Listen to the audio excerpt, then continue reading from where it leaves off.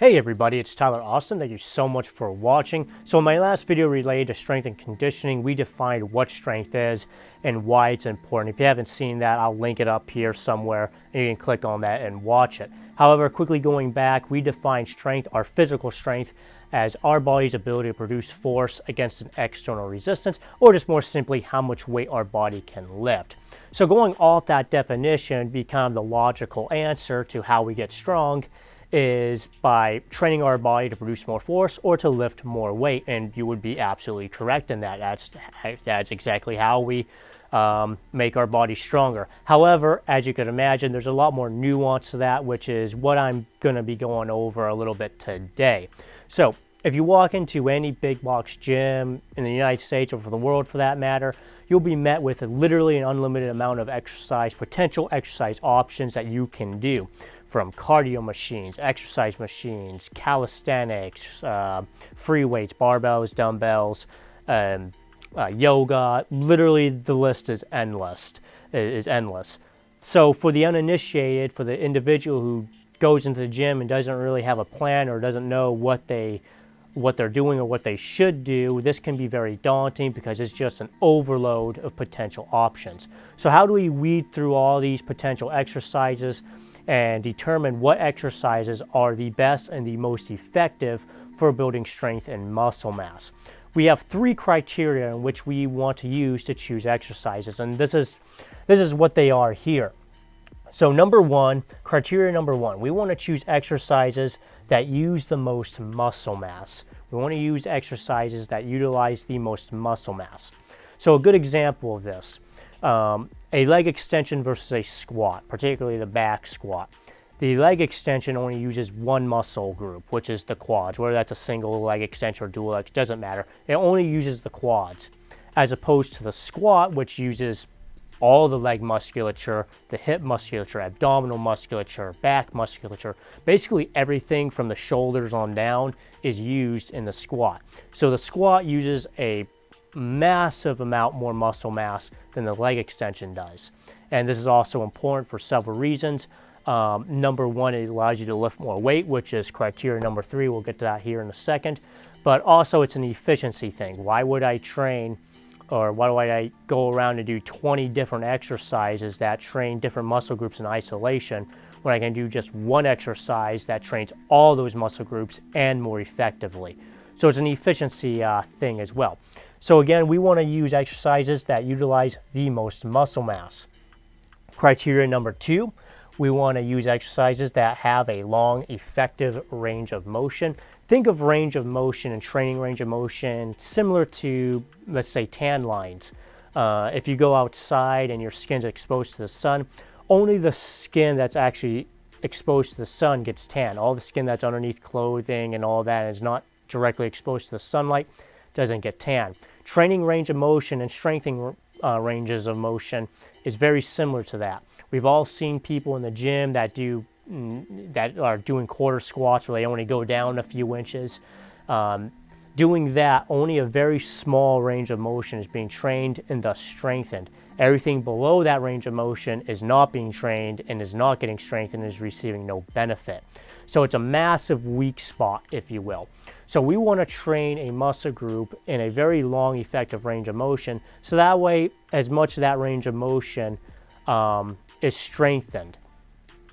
Now there is a certain extent to this. As you see, I've underlined and I keep saying effective range of motion, because you can extend the range of motion to such an extent where it becomes detrimental in both the weight you can lift and in some cases how much muscle mass is being used. So for example, going back to the squat, we want to squat down to the point where this is called below parallel, where the top of our hip crease is just below the top of our kneecap. Again, this is called below parallel. We want to squat below parallel.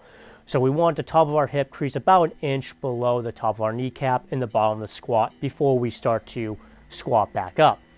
If we go really deep, so way below parallel, where to the point where our ass is almost touching the floor, it's commonly called an ass to grass squat.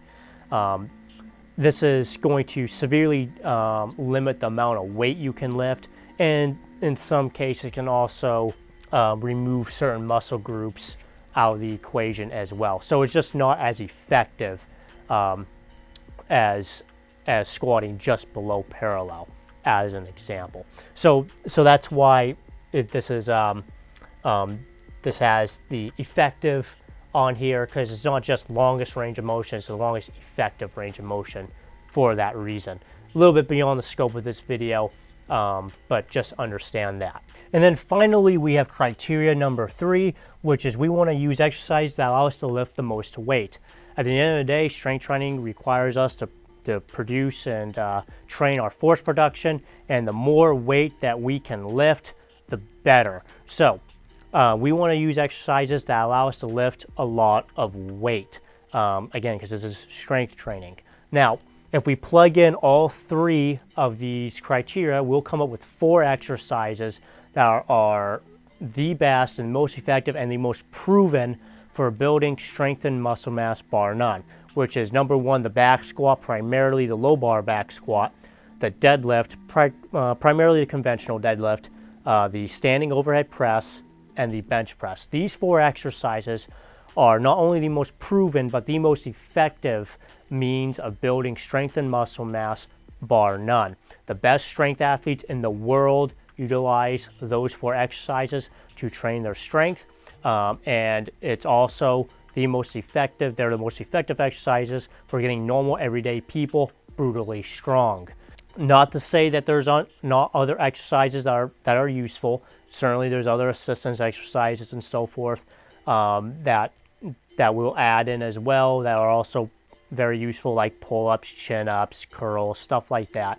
However, 80 to 90% of your programming, no matter how advanced you are and how strong you are, 80 to 90% of your programming at any given time will be made up of the squat, deadlift, overhead press, and the bench press, and their close supplemental variations. Again, no matter how advanced you are, that will always be the case and should be the case.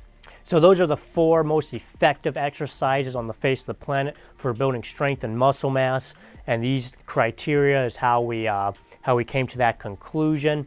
I hope you found this video helpful and informative. If you would be interested in coaching, I offer online coaching, so I can help you no matter where you are. I'll have a link down in the description below if you're interested in that, or an email down below as well, depending on when you're watching this.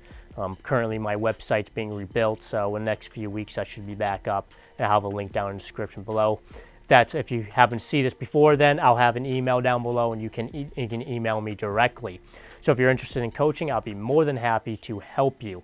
Again, I hope you found this video helpful and informative. Please like, subscribe, follow, depending on where you're watching this. I'm Tyler Austin. Thank you so much for watching.